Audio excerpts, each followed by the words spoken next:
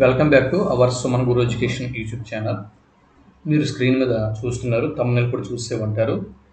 AP mega DSC, Andhra Pradesh mega డిఎస్సిలో భాగంగా 8వ తరగతి తెలుగు వాచకం తెలుగు బాట 8 ర్యాపిడ్ రివిజన్ని మనం చూస్తున్నాం.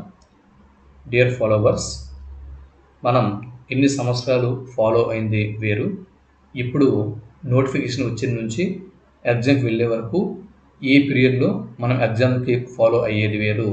ఇది ర్యాంక్ని డిసైడ్ చేసేటటువంటి పీరియడ్ ఈ పీరియడే. కాబట్టి ఇక్కడ మన రివిజన్ అనేది చాలా స్పీడ్గా ముందుకు తీసుకువెళ్ళాల్సి ఉంటుంది. ఓకే, ఎన్ని సంవత్సరాలుగా లేదా ఎన్ని నెలలుగా ఎన్ని చదివామా అన్నది పక్కన పెడితే ఇక్కడి నుంచి మనం చేసే రివిజనే చాలా ముఖ్యమైనటువంటి రివిజన్. ఇది మన సక్సెస్ రేట్లో కీలక రోల్ని పోషిస్తుంది అని తప్పకుండా మనం అంగీకరించవలసినటువంటి విషయం. సరే, ఇంకా మనం ఆలస్యం చేయకుండా కంటెంట్ రివిజన్లోకి వెళ్ళిపోదాం. ఈ వీడియో ఎస్జిటికి ప్రిపేర్ అవుతున్న వారికి ఉపయోగపడుతుంది. అలాగే తెలుగు సబ్జెక్టుతో స్కూల్ అసిస్టెంట్స్, టీజీటీకి ప్రిపేర్ అవుతున్నటువంటి ఆస్పిరెంట్స్కి కూడా ఈ వీడియో ఉపయోగపడుతుంది. సరే, ఇప్పుడు మొదటి బిట్ని చూద్దాం. క్రింది పాఠాలను వాటి కవులు లేదా రచయితలను జతపరచండి అని చెప్పి మొదటి బిట్టు ఇక్కడ అడగడం జరిగింది. పాఠాలు అంటే పయనం, నా యాత్ర, నాటి చదువు, మాతృభూమి, ఇవి పాఠాలు, 4 పాఠాలు. మరి ఈ పాఠ్యాంశాలని ఎవరెవరు రచించారు అన్నది ఇటువైపు ఉన్నటువంటి జాబితా. వీటిని జతపరిస్తే పక్కన ఉన్నటువంటి ఆప్షన్లలో ఒక ఆప్షన్ కరెక్ట్ అవుతుంది. అది ఏదో గుర్తించండి అని చెప్పి పయనం పాఠ్య భాగంని సింగమనేని నారాయణ గారు మనకి అందించారు. అవునా? పయనం అన్నటువంటి ఈ పాఠ్య భాగంను అందించిన వారు ఎవరండి? సింగమనేని నారాయణ గారు. ఇకపోతే నా యాత్ర అన్న పాఠ్య భాగంని మనకి అందించిన వారు బులుసు వెంకట రమణయ్య గారు. ఇక నాటి చదువు అన్న పాఠంని మనకి అందించిన వారు మామిడిపూడి వెంకట రమణయ్య గారు. ఇక మాతృభూమి అనేటటువంటి ఈ పాఠ్య భాగం మనకి అందించిన వారు పవని నిర్మల ప్రభావతి గారు. కాబట్టి ఇక్కడ ఆప్షన్ 1 సరైనటువంటి జవాబు అవుతుంది. ఇకపోతే రెండవ బిట్టు, వ్యాసరూప అంశాలను మరియు లేఖలను చదివి అర్థం చేసుకోవటం. ఇక్కడ చూడండి, చదివి అర్థం చేసుకోవటం అనేది ఏ భాషా ప్రమాణం క్రిందకి వస్తుంది?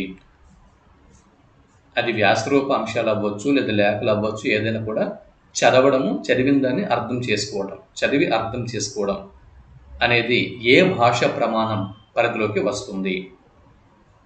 జవాబు ఆప్షన్ 1 అవగాహన మరియు ప్రతిస్పందన అన్న భాషా ప్రమాణం క్రిందకి వస్తుంది. ఇక మూడో బిట్ని చూద్దాం. బిట్ నెంబర్ 3, మూడవ బిట్టు, వ్యక్తీకరణ మరియు సృజనాత్మకత అనే భాషా ప్రమాణంలోని అంశం కానిది క్రింది వాటిలో ఏది? వ్యక్తీకరణ, సృజనాత్మకత అనే భాషా ప్రమాణంలోని అంశం కానిది క్రింది వాటిలో ఏది? జవాబు ఆప్షన్ 3 వినటం మరియు మాట్లాడటం. ఈ వినటం మరియు మాట్లాడటం అనేది అవగాహన మరియు ప్రతిస్పందన అన్న భాషా ప్రమాణం పరిధిలోకి వస్తుంది. ఇకపోతే ఇక్కడ సృజనాత్మకత చూడండి, ఇక్కడ సింపుల్ అండి. ఇక్కడ సృజనాత్మకత ఉంది. సో సృజనాత్మకత ఉంది కాబట్టి ఇది కూడా సృజనాత్మకత ఆ పరిధిలోకి వస్తుంది, నో ప్రాబ్లం. ఇక్కడ మనం గుర్తుపెట్టుకోవలసినవి స్వీయ రచన మరియు ప్రశంస. ఈ రెండు వ్యక్తీకరణ మరియు సృజనాత్మకత అన్న పరిధిలోకి, ఈ భాష ప్రమాణం పరిధిలోకి వస్తాయి. ఓకే, ఇకపోతే బిట్ నెంబర్ 4, 4వ బిట్టు, గోదావరి కృష్ణమ్మలు గొప్పింట తోబుట్టువులు. గోదావరి కృష్ణమ్మలు గొప్పింట తోబుట్టువులు అని పలికిన వారు ఎవరు? గోదావరి కృష్ణమ్మలు గొప్పింట తోబుట్టువులు అని పలికిన వారు ఎవరు? జవాబు చూడండి, 4 ఆప్షన్లు ఉన్నాయి. ఈ 4 ఆప్షన్లలో సరైన ఆప్షన్ ఏదనుకుంటున్నారు? ఒకసారి ఆలోచించండి. జవాబు చెప్పేస్తున్నాను నేను. జవాబు ఆప్షన్ 3 కందుకూరి రామభద్రరావు సరైనటువంటి జవాబు.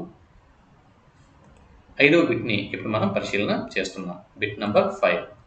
రైతు కలకాలం కష్టపడతాడు. మరి కలకాలం అన్నటువంటి పదంలో కాలం అన్న పదం కింద గీత గీసి అంటే గీత గీయబడింది. కాలం అన్న పదం కింద గీత గీయబడింది. ఇక్కడ కాలం అన్న పదానికి నానార్థాలని గుర్తించండి. కాలం అనే పదం ఏదైతే ఉందో ఈ కాలం అన్న పదానికి నానార్థాలని గుర్తించండి. జవాబు ఏమేమి ఉంటుంది? జవాబు చెప్పేస్తున్నా. ఆప్షన్ 1 సమయం మరియు నలుపు సరైనటువంటి జవాబు. ఇక బిట్ నంబర్ 6. 6వ బిట్ని ఇప్పుడు మనం చూసేద్దాం. ఇది కూడా మ్యాచ్ ద ఫాలోయింగ్ జతపరచండి అని చెప్పి అడగడం జరిగింది. అయితే ఇక్కడ పదాలు మరియు వాటి నానార్థాలని జత చేయండి అని చెప్పి అడగడం జరిగింది. వీటిని జత చేస్తే పక్కన ఉన్నటువంటి 4 ఆప్షన్లలో ఒక ఆప్షన్ కరెక్ట్ అవుతుంది. అది ఏదో గుర్తించండి.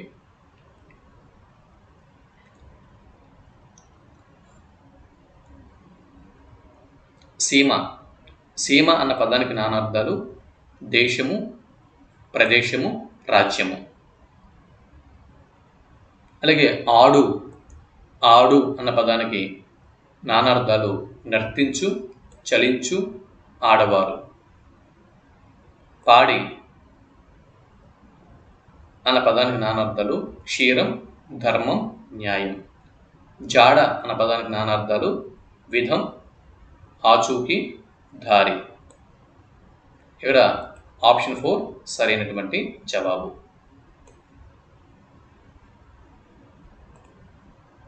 Bit number 7. క్రింది వాటిలో సత్య ప్రవచనంని గుర్తించండి. క్రింది వాటిలో సత్య ప్రవచనంని గుర్తించండి. ఇక్కడ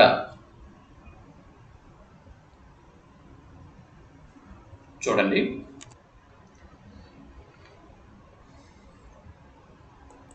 సత్య ప్రవచనం క్రింది వాటిలో ఏది గుర్తించండి.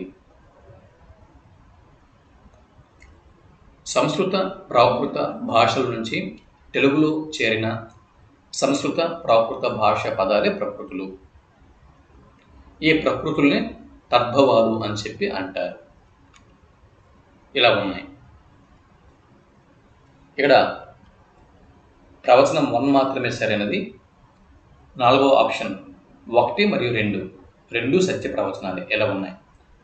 మీరు కన్ఫ్యూజ్కి లోనవ్వకుండా ఏది సరైన ఆప్షన్ అనుకుంటున్నారు, సరైన జవాబు ఏమనుకుంటున్నారు గుర్తించండి. కామెంట్ బాక్స్లో కామెంట్ చేయండి. మీరు కామెంట్ బాక్స్లో కామెంట్ చేస్తూ ఉంటే మీ మీద మీకు కాన్ఫిడెన్స్ లెవెల్స్ అనేవి పెరుగుతూ ఉంటాయి. అలాగే చూస్తూ స్తబ్దుగా ఉండిపోకండి. వచ్చినట్టుగా ఉంటే కానీ రావు. సో ఏదైనా ఒక ప్రశ్నకి ఆన్సర్ చేయమన్నప్పుడు కామెంట్ బాక్స్లో మీరు కామెంట్స్ డ్రాప్ చేస్తూ ఉండడం వల్ల మీలో ప్రిపరేషన్ యాక్టివ్నెస్ అనేది పెరుగుతూ ఉంటుంది. జవాబు ఆప్షన్ 3 1 మాత్రమే సత్య ప్రవచనం. ఏంటి? సంస్కృత ప్రాకృత భాషల నుంచి తెలుగులో చేరిన సంస్కృత ప్రాకృత భాష పదాలే ప్రకృతి పదాలు. వీటిని ప్రకృతులు అని చెప్పి అంటాము. ఈ ప్రకృతులని తద్భవాలు కాదండి, తత్సమాలు అంటారు. ఏమంటారండి? ప్రకృతి వికృతుల్లో ప్రకృతులను తత్సమాలు అంటారు. కాబట్టి ఇక్కడ తద్భవాలు అని ఇచ్చాం కదా, ఇది తప్పు. ప్రకృతులని తత్సమాలు అంటారు. కాబట్టి 2వ స్టేట్మెంట్ తప్పు. కాబట్టి ఒక స్టేట్మెంటే కరెక్ట్. కాబట్టి సో స్టేట్మెంట్ నెంబర్ 1 మాత్రమే ఇక్కడ సత్యం. కాబట్టి ఆప్షన్ 3 ఇక్కడ సరైన జవాబు. Bit number 8. క్రింది వాటిలో అసత్య ప్రవచనాన్ని గుర్తించండి. క్రింది వాటిలో అసత్య ప్రవచనం అంటే రాంగ్ స్టేట్మెంట్ ఏదో గుర్తించండి. Wrong statement. ఇక్కడ సంతోషము అనేది ప్రకృతి పదం, సంతసము అనేది వికృతి పదం. కాబట్టి స్టేట్మెంట్ 1 సరైనది. ఇక ఆప్షన్ 2 మూల పదంలోని అక్షరాలు తెలుగు భాష స్వభావానికి అనుగుణంగా మారటమే. చూడండి, మూల పదంలోని అక్షరాలు తెలుగు భాష స్వభావానికి అనుగుణంగా మారటమే వికృతి. ఓకే, ఇక్కడ కాబట్టి ఆప్షన్ 2 కూడా కరెక్టే. సో వికృతి పదాలను తత్సమాలు అని చెప్పి అంటారు. వికృతి పదాలని తత్సమాలు అని చెప్పి పేర్కొంటారు. ఇది తప్పు. వికృతి పదాలని తద్భవాలు అని చెప్పి అంటారు. మూడవ స్టేట్మెంట్ కరెక్ట్ కాదు. అయితే స్టేట్మెంట్ నెంబర్ 3 తప్పు. అంటే ఏమన్నాం ఇక్కడ? అసత్య ప్రవచనం అన్నాం. సో స్టేట్మెంట్ నెంబర్ 3 అసత్య ప్రవచనం. అలాగే మరి స్టేట్మెంట్ నెంబర్ 3 అసత్య ప్రవచనం అయినప్పుడు 1, 2, 3 అన్నీ సత్య ప్రవచనాలు ఎలా అవుతాయి? అన్నీ కూడా అంటే అసత్య ప్రవచనాలు ఎలా అవుతాయి? 1 అసత్య ప్రవచనం కాదు. 1వ స్టేట్మెంటు సత్య ప్రవచనం, 2వ స్టేట్మెంటు సత్య ప్రవచనం, 3వ స్టేట్మెంట్ 1 మాత్రమే అసత్య ప్రవచనం. కాబట్టి ఇక్కడ ఆప్షన్ 3 సరైనటువంటి జవాబు. అంటే 1వ స్టేట్మెంటు, 4వ స్టేట్మెంట్ ఏమంటున్నాము? 4వ ఆప్షన్ ఏమంటున్నాము? 1వ స్టేట్మెంటు, 2వ స్టేట్మెంటు, 3వ స్టేట్మెంటు అన్నీ కూడా అసత్య ప్రవచనాలే అని చెప్పి అంటున్నాం. అక్కడ సరైనవి కాదండి, అసత్య ప్రవచనాలే అని కరెక్షన్ చేసుకోండి. అన్నీ తప్పే. 1వ స్టేట్మెంట్, 2వ స్టేట్మెంట్, 3వ స్టేట్మెంట్ అన్నీ కూడా తప్పు లేదా అసత్య ప్రవచనాలు అని చెప్పి కరెక్షన్ చేసుకోండి. ఇక్కడ ఆప్షన్ నెంబర్ 3 సరైనటువంటి జవాబు. బిట్ నెంబర్ 9, 9వ బిట్టు. క్రింది వాటిలో సత్య ప్రవచనాన్ని గుర్తించండి. కరెక్ట్ స్టేట్మెంట్ ఏదో గుర్తించండి. నన్నయ్య కాలం 11వ శతాబ్దం నుంచి 18వ శతాబ్దం దాకా తెలుగు భాష పరవళ్ళు తొక్కింది. ఎస్, తెలుగు భాష సాహిత్యాలు పరవళ్ళు తొక్కాయి. అయితే దాని తర్వాత 18వ శతాబ్దం నుంచి అంటే ముఖ్యంగా 19వ శతాబ్దం ఈ ప్రాంతానికి అంటే ఈ తెలుగు సాహిత్యంలో క్షీణయుగం అని చెప్పి ఉంది. ఇక్కడ ఈ ప్రబంధ యుగం ఏదైతే ఉందో తెలుగు సాహిత్యంలో 16వ శతాబ్దం, దాన్ని స్వర్ణయుగం అని చెప్పి అన్నాము తెలుగు సాహిత్యానికి. తర్వాత దక్షిణాంధ్ర యుగము, క్షీణయుగము అని చెప్పి అన్నాము. అంటే క్షీణయుగం అంటే తెలుగు సాహిత్యాన్ని ఆదరించే రాజులు, పోషకులు తెలుగు నాట కరువైపోయారు. అప్పుడు మన తెలుగు సాహిత్యం తంజావూరు తమిళ ప్రాంతానికి వెళ్ళిపోయింది. అవునా, అక్కడ తంజావూరు నాయకరాజుల చేత ఆదరింపబడింది. అయితే ఈ విధంగా అక్కడ తంజావూరు నాయకరాజుల చేత ఆదరింపబడడం వల్ల తెలుగు భాషని, సాహిత్యాన్ని ఆదరించేవారు కరువైపోవడం వల్ల ఇక్కడ 19వ శతాబ్దానికి తెలుగు భాష సాహిత్యం కళావిహీనం అయ్యింది తెలుగు నేలలో. అటువంటి సమయంలో తెలుగు భాషను, సాహిత్యంని పునరుద్ధరింప చేసిన వారు సిపి బ్రౌన్. కాబట్టి ఈ 3 స్టేట్మెంట్లు కూడా సరైనటువంటి స్టేట్మెంట్లే. కాబట్టి ఇక్కడ ఆప్షన్ 4 సరైనటువంటి జవాబు అవుతుంది. Bit number 10. 10వ బిట్టు ఇప్పుడు మనం చూస్తున్నాం. Bit number 10. తెలుగు సంస్కృతిని, సాహిత్య చరిత్రను పునర్నిర్మించటానికి పండితులను ఆహ్వానించి తన బంగ్లాలో ఒక సాహిత్య పర్ణశాలను ఏర్పాటు చేసిన విదేశీయుడు క్రింది వారిలో ఎవరు? ఇదే బిట్టు మనకి ఎగ్జామ్లో రావచ్చు. తెలుగు సంస్కృతిని, సాహిత్య చరిత్రను పునర్నిర్మించటానికి అంటే 19వ శతాబ్దం నాటికి తెలుగు భాష, సాహిత్యం కళావిహీనం అయింది. కాబట్టి మళ్ళీ పునర్నిర్మించటానికి పండితులను ఆహ్వానించి తన బంగ్లాలో ఒక సాహిత్య పర్ణశాలను ఏర్పాటు చేసిన విదేశీయుడు క్రింది వారిలో ఎవరు? జవాబు ఆప్షన్ 2 సిపి బ్రౌన్ సరైనటువంటి జవాబు. ఆప్షన్ 2 సరైనటువంటి జవాబు. 11వ బిట్ని ఇప్పుడు మనం చూద్దాం. Bit number 11. 11వ bit. CP Brown, Charles Philip Brown, CP Brown ఎవరి వద్ద తెలుగుని నేర్చుకున్నాడు?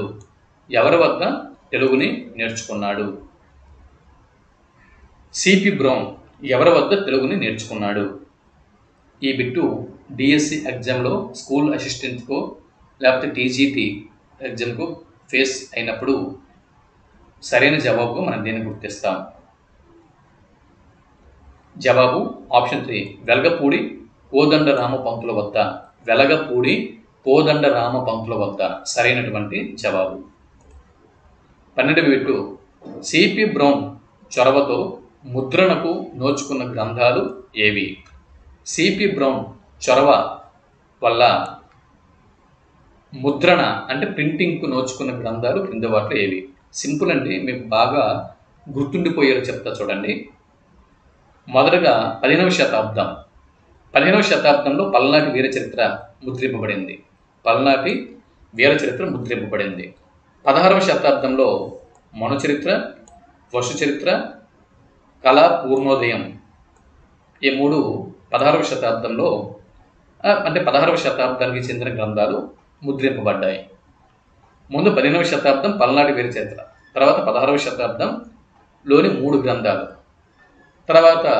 దాని తర్వాత దక్షిణాంధ్ర యుగము, క్షీణయుగము. ఈ కాలంలో బైబిల్ కథలు, వేమన పద్యాలు, కైఫియత్తులు ముద్రింపబడ్డాయి. కాబట్టి ఆప్షన్ 4 ఇక్కడ సరైనటువంటి జవాబు. బిట్ నెంబర్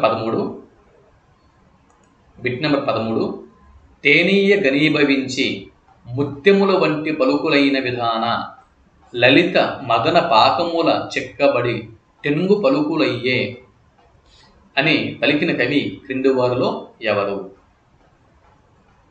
తేనీయ గనీభవించి ముత్యముల వంటి పలుకులైన విధాన లలిత మదన పాకముల చెక్కబడి తెనుగు పలుకులయ్యే అని పలికిన కవి క్రింది వారిలో ఎవరు?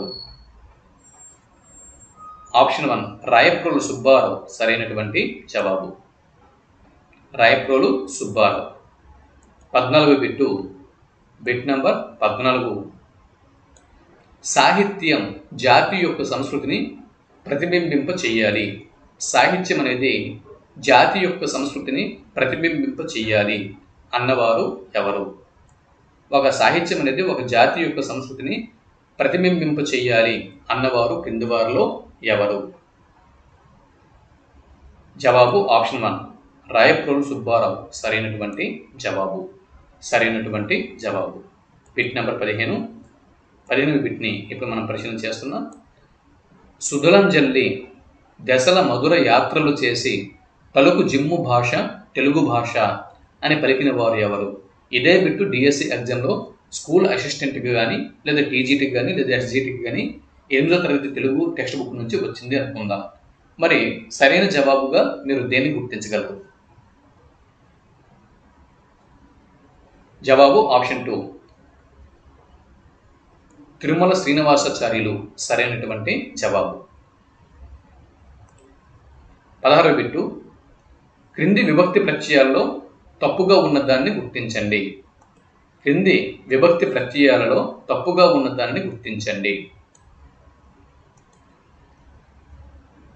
ఇక్కడ మీరు ఓయి అనేది సంబోధన ప్రథమ విభక్తి, అవునా? ఓయి, ఓరి, ఓసి సంబోధన ప్రథమ విభక్తి కరెక్టే, ఇది కరెక్ట్. దాని తర్వాత కొరకు, ధర్మం కొరకు మనందరం పాటుపడాలి. కొరకు కై చతుర్థి విభక్తి. తర్వాత వరదలతో ఆ నగరం మునిగిపోయింది. చేతన్చేన్ తోడంతో తృతీయ విభక్తి, ఇది కూడా కరెక్టే. కాబట్టి మరి తప్పుగా ఉన్నది ఏమేమి ఉంటుంది? తప్పుగా ఉన్నది మొదటి స్టేట్మెంటే అయి ఉంటుంది, స్టేట్మెంట్ 1. ఎందుకు? గొప్పదనాన్ని నిన్ను, నన్ను, లన్ను, కూర్చి, గురించి ద్వితీయ విభక్తి. నీ అనేది ద్వితీయ విభక్తి ప్రత్యయం. మరి ప్రథమ విభక్తి ఏంటి? డుమువులు అనేది ప్రథమ విభక్తి. డుమువులు ఉన్నాయా? లేదు. కాబట్టి ఇక్కడ option 1 wrong statement. Bit number 17. 17వ బిట్ని ఇప్పుడు మనం చూస్తున్నాం. ఒక సమాసంలోని అన్ని పాదాలు సమ ప్రాధాన్యం కలిగి ఉంటే అది ఏ సమాసం?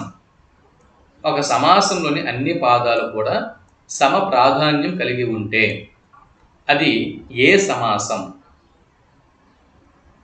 జవాబు ద్వంద్వ సమాసం సరైనటువంటి జవాబు.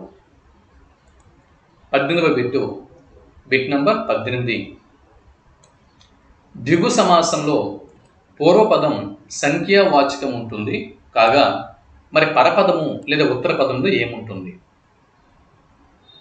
పరపదము లేదా ఉత్తర పదంలో ఏముంటుంది? జవాబు ఆప్షన్ 2 నామవాచకం సరైనటువంటి జవాబు. Bit number 19. ఈ ఏడాది మా పొంతలో వర్షాలు బాగా కురిశాయి. గీత గీసిన పదానికి ప్రకృతి పదాన్ని గుర్తించండి. పొంత అనేది వికృతి పదం. మరి దానికి ప్రకృతి పదం క్రింద 4 ఆప్షన్లలో ఏమి ఉంటుంది? జవాబు ఆప్షన్ 3 ప్రాంతం సరైనటువంటి జవాబు. Bit number 20 bit. రేపు కలెక్టర్ ఆఫీస్ దగ్గర సైన్యంలో చేరదలుచుకున్న యువకుల్ని ఎంపిక చేస్తారంటమ్మా. నేను సైన్యంలో చేరుతాను. ఈ మాటలు అంటున్నవారు ఎవరు? రేపు కలెక్టర్ ఆఫీస్ దగ్గర సైన్యంలో చేరదలుచుకున్న యువకుల్ని ఎంపిక చేస్తారంటమ్మా. నేను సైన్యంలో చేరుతాను. ఈ మాటలు అంటున్నవారు ఎవరు? ఈ బిట్టు మనకి ఎగ్జామ్లో వచ్చింది అనుకుందాం. సరైన ఆప్షన్గా మనం దేన్ని గుర్తిస్తాం? జవాబు ఆప్షన్ 3 సుధీర్ సరైనటువంటి జవాబు.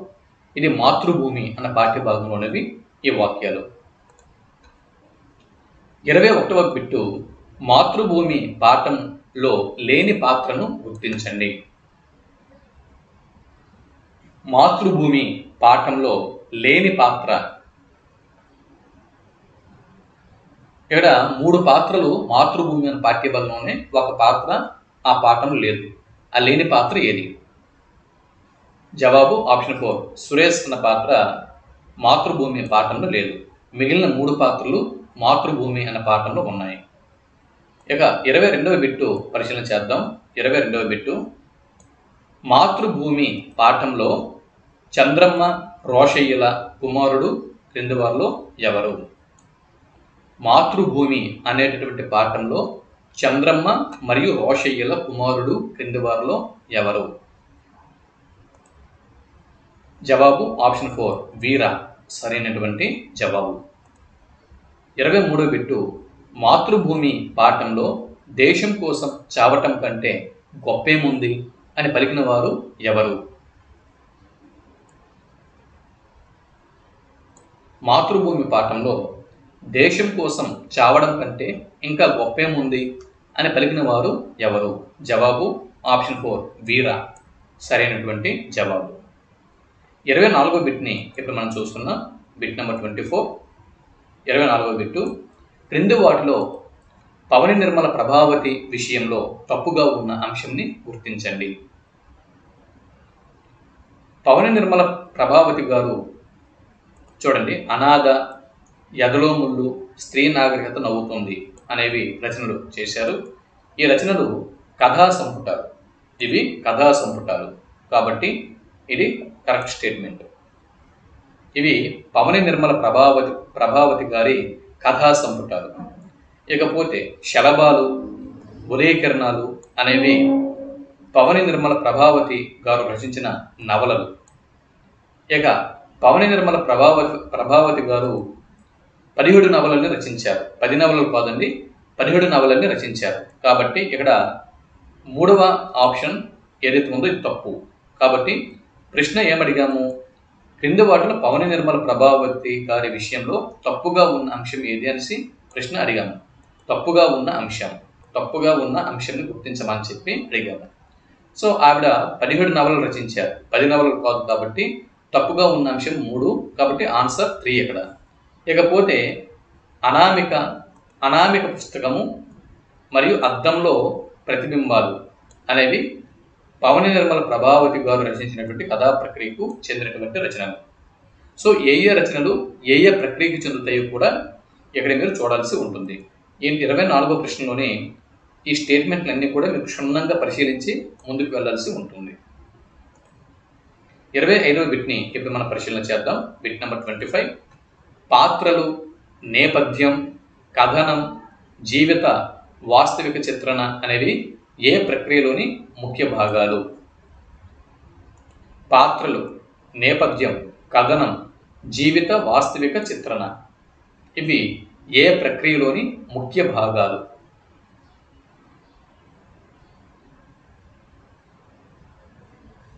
జవాబు ఆప్షన్ 3 కథానిక సరైనటువంటి జవాబు. 26వ బిట్టు విద్యార్థి శతకం, విద్యా శతకం, వరదరాజ శతకం, మనుల మూట శతకం ఒకవైపు ఉంది, ఇంకోవైపు ఈ శతక రచయితలు ఉన్నారు. వీటిని జతపరిస్తే పక్కన ఉన్నటువంటి 4 ఆప్షన్లలో ఒక ఆప్షన్ కరెక్ట్గా వస్తుంది. విద్యార్థి శతకంని ఎవరు రచించారు? విద్యార్థి శతకంని ఎవరు రచించారు? గరికపాటి మల్లావధాని గారు రచించారు. విద్యార్థి శతకంని గరికపాటి మల్లావధాని గారు రచించారు. విద్యా శతకంని పెరుమాళ్ళ మునప్ప గారు రచించారు. వరదరాజ శతకంని గుండ్లపల్లి నరసమ్మ గారు రచించారు. మనుడుమూట శతకంని మాచిరాజు శివరామరాజు గారు రచించారు. కాబట్టి ఇక్కడ ఆప్షన్ 3 సరైనటువంటి జవాబు అవుతుంది. 27వ బిట్టు సతతాచారము సూమృతంబు కృపయున్ సత్యంబును శీలమున్ అన్న పద్యం ఎందులోనిది? సతతాచారము సూమృతంబు కృపయున్ సత్యంబును శీలమున్ అన్న పద్యం ఎందులోనిది? జవాబు ఆప్షన్ 1 నారాయణ శతకంలోనిది ఈ పద్యం. 28వ బిట్టు దానము జేయనేరని యధార్మికు సంపదలుండి అనే పద్యం ఎందులోనిది? దానము జేయనేరని యధార్మికు సంపదలుండి అన్న పద్యం ఎందులోనిది? ఆప్షన్ 3 భాస్కర శతకంలోనిది. ఇది సరైనటువంటి జవాబు. 29వ బిట్టు కనక విశాలచాల భవకానన శాత కుటారధార సజ్జన పరిపాలశీల ఈ పద్యం ఎందులోనిది? కనక విశాలచాల భవకానన శాత కుటారధార సజ్జన పరిపాలశీల అన్న ఈ పద్యం ఎందులోనిది? జవాబు ఆప్షన్ 4 దాశరథి శతకంలోనిది. కంచర్ల గోపన్న రచించినటువంటి దాశరథి శతకంలోనిది ఈ పద్యం. బిట్ నంబర్ 30వ బిట్టు జననీ జనకులు నినుగని పిలిచిన అన్న పద్యం ఎందులోనిది? జవాబు ఆప్షన్ 1 విద్యార్థి శతకంలోనిది. 31వ బిట్టు నిండు విస్తరాకు నిశ్చలముగ నుండు ఏమి లేని విస్తరెగిరి పడును అనే పద్యం ఎందులోనిది? నిండు విస్తరాకు నిశ్చలముగ నుండు ఏమి లేని విస్తరెగిరి పడును అనే పద్యం ఎందులోనిది? జవాబు ఆప్షన్ 4 మనుల మూట శతకంలోనిది. మీరు చూస్తున్నారు సుమన్ గురు ఎడ్యుకేషన్ యూట్యూబ్ ఛానల్. 32వ బిట్టు మనం చూస్తున్నాం. వీరి సాహితీ సేవలు ఆంధ్ర వాంగ్మయ సూచికలో పేర్కొనబడ్డాయి. వీరి యొక్క సాహితీ సేవలు ఆంధ్ర వాంగ్మయ సూచికలో పేర్కొనబడ్డాయి.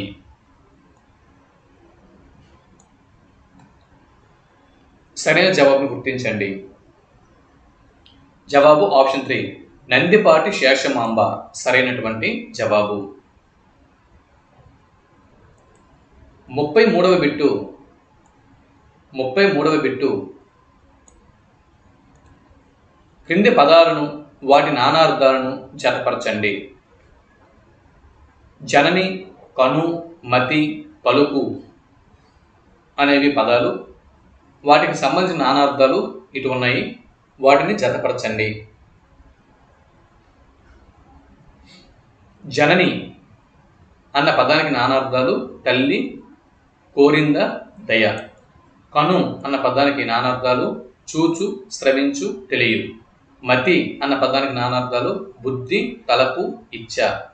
పలుకు అన్న పదానికి నానార్థాలు నింద, ఖండము, మాట. కాబట్టి ఇక్కడ ఆప్షన్ 2 సరైనటువంటి జవాబు.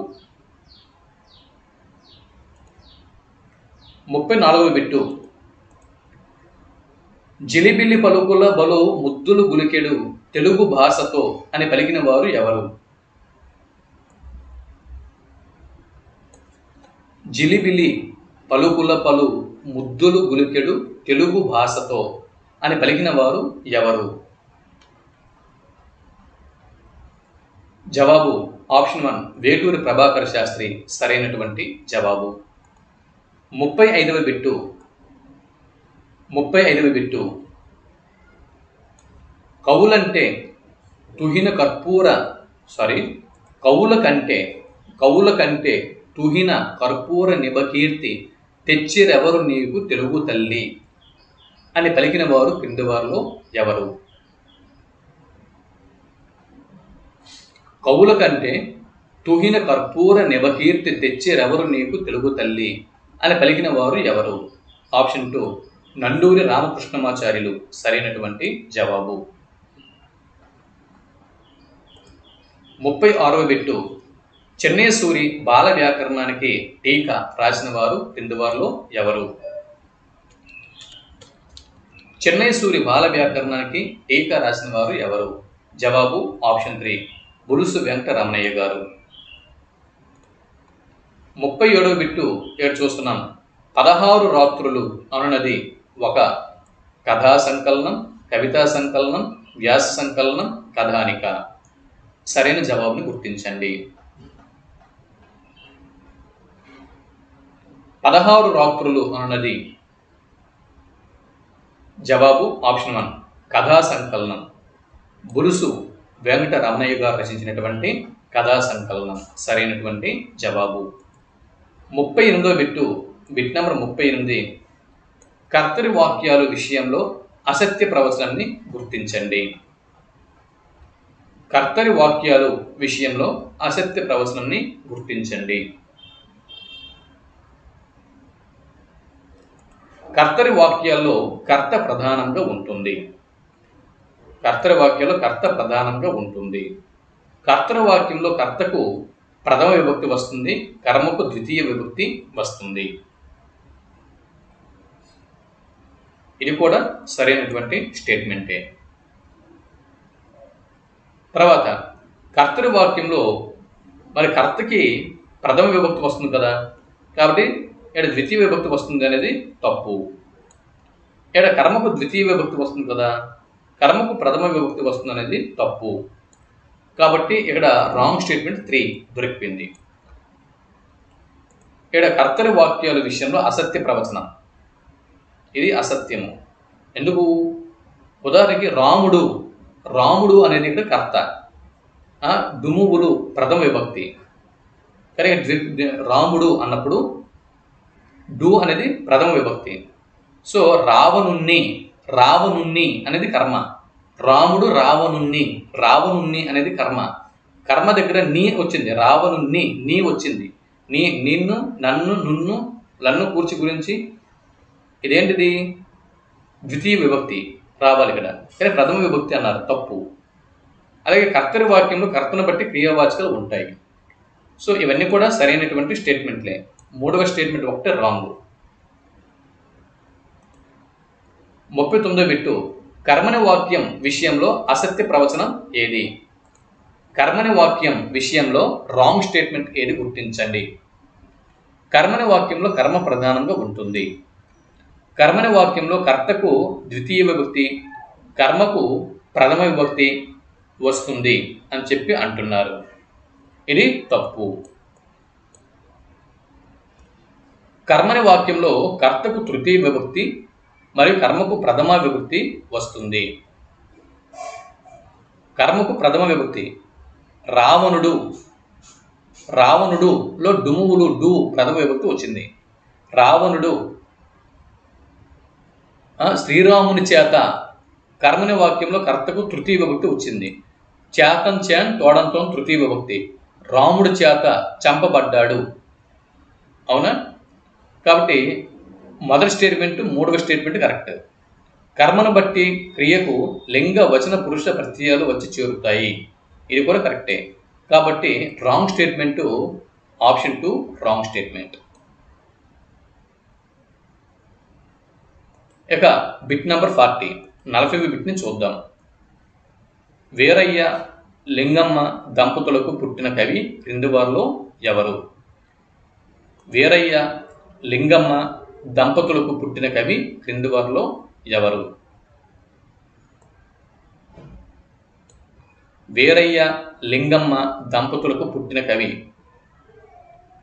ఇదే బిట్ ఎగ్జామ్లో వస్తే జవాబుగా మనం దేనికి గుర్తిస్తాం? ఆప్షన్ 4 గుర్రం జాషువా సరైనటువంటి జవాబు. 41వ బిట్టు, మహాకావ్యాల నుండి రసాత్మక ఘట్టాలను, మహాకావ్యాల నుంచి రసాత్మకమైనటువంటి ఘట్టాలను లేదా ఒకే కథా వస్తువును కలిగిన ఘట్టములను విడిగా గ్రహించి రచించిన కావ్యమును ఏమంటారు? రసాత్మక ఘట్టాలను, మహాకావ్యాల నుండి రసాత్మక ఘట్టాలను లేకపోతే ఒకే కథా వస్తువును కలిగిన ఘట్టములను విడిగా గ్రహించి రచించిన కావ్యమును ఖండకావ్యము అని చెప్పి అంటారు. ఆప్షన్ 3 సరైనటువంటి జవాబు. ఖండకావ్యము అని చెప్పి పేర్కొంటారు. 42వ బిట్ని చూద్దాం. ఆంధ్ర సాహిత్య పరిషత్ని ఎప్పుడు ప్రారంభించారు? ఈ బిట్టు మనకు వస్తే జవాబుగా మనం దీన్ని గుర్తిస్తాం. జవాబు ఆప్షన్ 3 1911వ సంవత్సరం సరైనటువంటి జవాబు. 43వ బిట్టు, ఆంధ్ర సాహిత్య పరిషత్తు ప్రారంభించిన వారు ఎవరు? ఆంధ్ర సాహిత్య పరిషత్ ప్రారంభించిన వారు ఎవరు? జవాబు ఆప్షన్ 2 గురజాడ అప్పారావు సరైనటువంటి జవాబు. 44వ బిట్టు,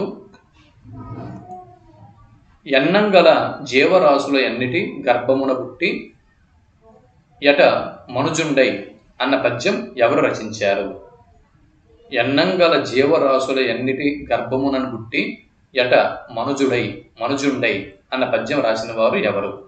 ఈ బిట్టు ఎగ్జామ్లో వస్తే కరెక్ట్గా కన్ఫ్యూజ్కి లోనవ్వకుండా సరైన జవాబుగా మీరు దేన్ని గుర్తించగలరు? జవాబు ఆప్షన్ 1 గువ్వల చన్నడు సరైనటువంటి జవాబు.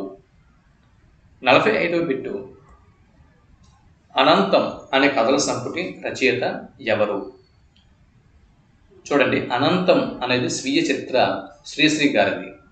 అనంతం అనే స్వీయ చరిత్ర శ్రీశ్రీ గారిది. కానీ కథల సంపుటి అని చెప్పి అన్నారు. కాబట్టి అనంతం మన కథల సంపుటి అన్న బిట్ అడిగినప్పుడు ఒకవేళ ఈ బిట్ కనుక వస్తే కంపల్సరీగా ఆప్షన్లలో శ్రీశ్రీ పేరు కూడా ఉంటుంది. జవాబు ఆప్షన్ 2 సింగమనేని నారాయణ సరైనటువంటి జవాబు. అనంతం అనేది ఆత్మకథ శ్రీశ్రీది కాగా కథల సంపుటి సింగమనేని నారాయణ గారిది. 46వ బిట్ని ఇప్పుడు మనం చూసుకున్నాం. విశ్వకవి సామ్రాట్ అనేది ఎవరి బిరుదు? చూడండి, విశ్వనాథ వారి బిరుదు కవి సామ్రాట్. మరి రవీంద్రనాథ్ ఠాగూర్ గారి బిరుదు విశ్వకవి. ఇక్కడ విశ్వకవి, ఇక్కడ కవి సామ్రాట్. మరి ఈ రెండు కలిపి విశ్వకవి సామ్రాట్ అనే బిరుదుని ఎవరు ధరించారంటే ఇక్కడ గుర్రం జాషువా గారు ధరించారు. ఆప్షన్ 3 సరైన జవాబు. శ్రీశ్రీ గారికి ఉన్న బిరుదు మహాకవి. ఇక 47వ బిట్ని ఇప్పుడు మనం చూస్తున్నాం. బిట్ నెంబర్ 47వ బిట్టు ఇక్కడ మనం చూస్తున్నాం. రావ్ అన్న కలం పేరుతో రచనలు చేసిన వారు ఎవరు? రావ్ అన్న పేరుతో రచనలు చేసిన వారు క్రింది వారిలో ఎవరు? జవాబు ఆప్షన్ 1 బుల్సు వెంకటరమణయ్య సరైనటువంటి జవాబు. 48వ బిట్టు, కథానిలయం నుంచి గ్రహింపబడిన పాఠం క్రింది వాటిలో ఏది? కథానిలయం నుంచి గ్రహింపబడిన పాఠం క్రింది వాటిలో ఏది? జవాబు ఆప్షన్ 2 మాతృభూమి సరైనటువంటి జవాబు. మాతృభూమి అనేటువంటి పాఠ్యభాగం కథానిలయం నుంచి గ్రహింపబడినది. ఇక 49వ బిట్టు, ఆ ఈ ఊరులకు సవర్ణ అచ్చులు పరమైతే క్రమంగా వాటి దీర్ఘము ఏమవుతుంది? ఆగమం అవుతుందా, ఆదేశం అవుతుందా, ఏకాదేశం అవుతుందా, వర్ణాధిక్యం అవుతుందా? జవాబు ఆప్షన్ 3 ఏకాదేశం అవుతుంది. ఇది సవర్ణ దీర్ఘ సంధి సూత్రము. ఇలాగే 50వ బిట్టు గజపతి రాజుల సాహిత్య పోషణ. గజపతి రాజుల సాహిత్య పోషణ అనున్నది ఎవరి రచన? గజపతి రాజుల సాహిత్య పోషణ అనున్నది ఎవరి రచన? జవాబు ఆప్షన్ 4 బులుసు వెంకట రమణయ్య గారి రచన. ఇక్కడితో 50 బిట్లను మనం పూర్తి చేసుకున్నాం. అంటే 250 బిట్లకి గాను 50 బిట్లు మనం పూర్తి చేసుకున్నాం. మొదటి 50 బిట్లు మనం పూర్తి చేసుకున్నాం. ఇంకా 200 బిట్లు మీకు నేను ఇవ్వాల్సి ఉంది. మరొక 40 గంటల్లో మిగిలినటువంటి 50 బిట్లు అంటే 51వ బిట్ నుంచి 100వ బిట్ వరకు ఇచ్చేస్తున్నా. మ్యాక్సిమం అంటే ఈ 8వ తరగతి తెలుగు వాచకం నుంచి 250 బిట్లు పూర్తయినంత వరకు మరొక వీడియో నేను చేయను. ఈ 250 బిట్లు పూర్తయిన తర్వాతనే ఇంకొక వీడియోలోకి వెళ్తాను. ఈ 250 బిట్లు లైన్గా చేసి మీ ముందు పెడుతున్నాను. 8వ తరగతి తెలుగు వాచకం ర్యాపిడ్ రివిజన్ 50 బిట్లు మనం దడ చాలా స్పీడ్గా మనం చెప్పుకోవడం జరిగింది. 50 బిట్లు చివరి వరకు కూడా వీడియో ఎవరైతే చూశారో వారందరూ కూడా సహనంతో చక్కగా చూసినందుకు అభినందనలు తెలుపుకుంటున్నాను. బిట్లు బాగున్నాయి సార్, బిట్లు ఫ్రేమింగ్ చాలా బాగుంది, మంచి మంచి బిట్స్ ఇస్తున్నారు అని మీకు అనిపిస్తే ఒక లైక్ ఇవ్వండి. దయచేసి వీడియోకి సపోర్ట్గా ఉండండి. వెంటనే అంటే వీలైతే 24 గంటల్లో లేదా 40 గంటల్లో 48 గంటల్లో 1 లేదా 2 రోజుల్లోన దీనికి కంటిన్యూషన్ వచ్చేస్తుంది. మళ్ళీ చెబుతున్నాను, 8వ తరగతి తెలుగు కంటెంట్ పూర్తి చేసినంత వరకు నేను మరొక కంటెంట్లోకి వెళ్ళను. ఓకేనా? 8వ తరగతి పూర్తి చేస్తాం, త్వరగా ర్యాపిడ్ రివిజన్లో పూర్తి చేద్దాం. సరే, తర్వాత దీనికి కంటిన్యూషన్ బిట్స్తో మరొక వీడియోలో మళ్ళీ కలుద్దాం. అంతవరకు సెలవు, నమస్తే.